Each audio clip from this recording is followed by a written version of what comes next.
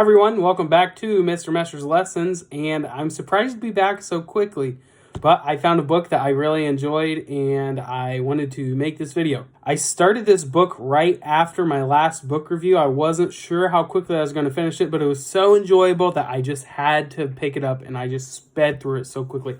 That book is none other than the Autobiography of Gucci Mane. I was surprised by how much I enjoyed the book. I wasn't expecting too much out of the book. I've read autobiographies by some more entertainers and influencers before, and I wasn't expecting a whole lot, but I was very happily surprised by the book. My favorite part of the book was actually the authentic writing of the rapper, and I really enjoyed getting to read how Gucci Mane worded the book and how his language was kind of dispersed into the book.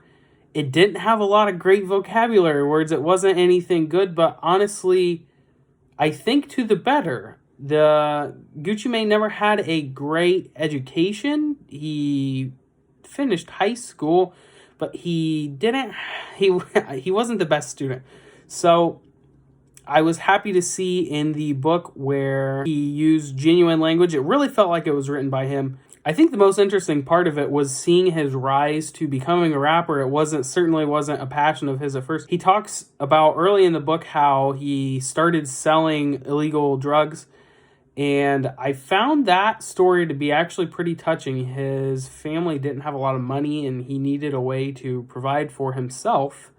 So he started to sell marijuana and he just kept upsizing from there. And I wasn't expecting this. I didn't know a lot about Gucci Mane, and I would assume that a lot of my students don't know much about him, but maybe know his name or some of his music. He's someone who was mega popular before, and he kept up some of his popularity now. I don't think he's as popular as he was in the 2009 to 2012 era.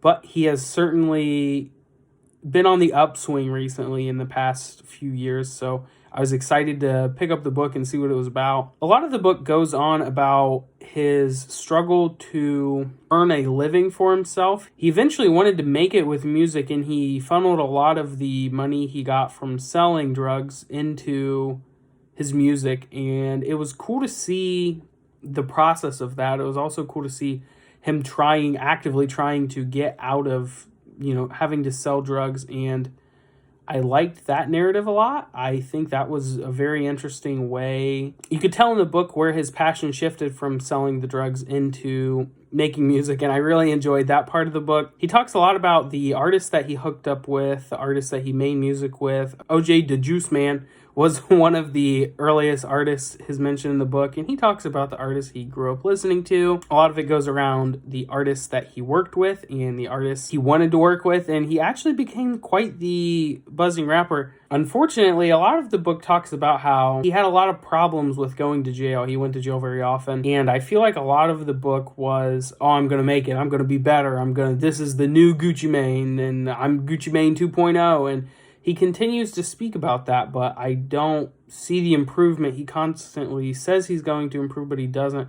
So that was annoying, and it was also disappointing to see that over and over again. He's constantly talking about how he's going to be better, but he's always getting back into trouble. Another focus of the book was his struggle with addiction to several different drugs, one of the main ones being lean, which is cough syrup with codeine mixed with different beverages or just drinking by itself. And it was touching to read that. He talks about how it was a genuine addiction and how it affected his life so much.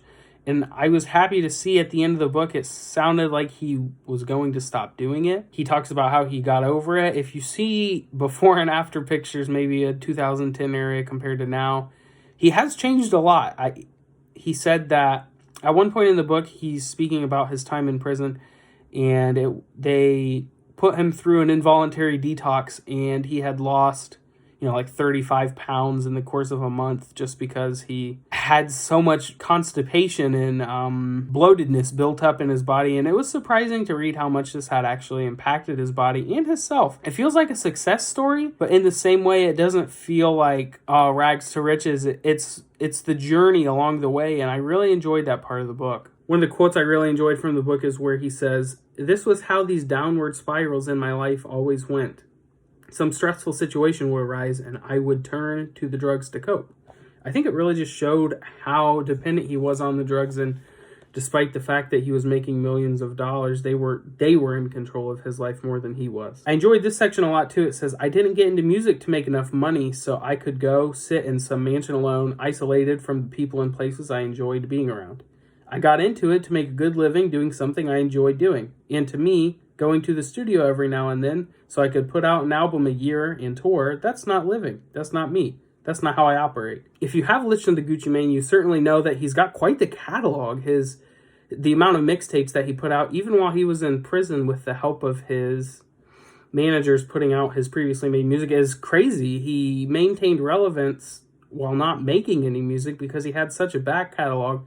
And he's a music artist that was constantly making music. And perhaps you could argue that it's a bit of a quantity versus quality. And I'm not a super big fan of Gucci Mane, but I do like listening to rap music a lot. And after reading the book, I looked a little more in. I liked his music. Some of the songs that I found, I ended up liking them a lot. So I really enjoyed the fact that it kind of opened my eyes to what kind of music he made and the songs that he produced, and I ended up being a fan of some of them. I saw a meme one time that said that Gucci Mane sounds like he plugs his nose when he raps, and the actual problem was with some of the drugs he was using. They made him very congested. If you listen to some of his new music, he's not as congested in his songs, and perhaps that has something to do with the editing quality that he uses. But regardless, I think that it was a funny meme that I saw, and I thought I'd throw that in there. Overall, I'm going to say I would recommend that you check this out, but only if you're interested in rap music and if you have some kind of interest in Gucci Mane.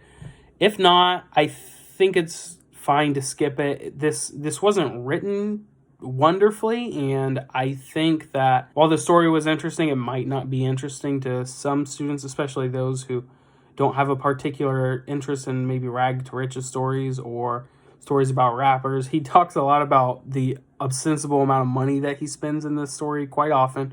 So if you're not into that, I would suggest you avoid it. But if you are interested, like I said, I would definitely check it out. I enjoyed reading it, and I think my students who are into those qualities would enjoy it as well. That's it for now. I hope you enjoyed the video. I wasn't expecting to put out a video, honestly, at all in November. I wasn't sure. I'm doing my field work right now, so I've been quite busy, but I was happy to finish this book so quickly. I'm not sure what's next on my radar. I have a kind of a waiting list shelf of books that I am preparing to read, so I hope that I can put out a video as soon as possible, but until then, I'll see you next time.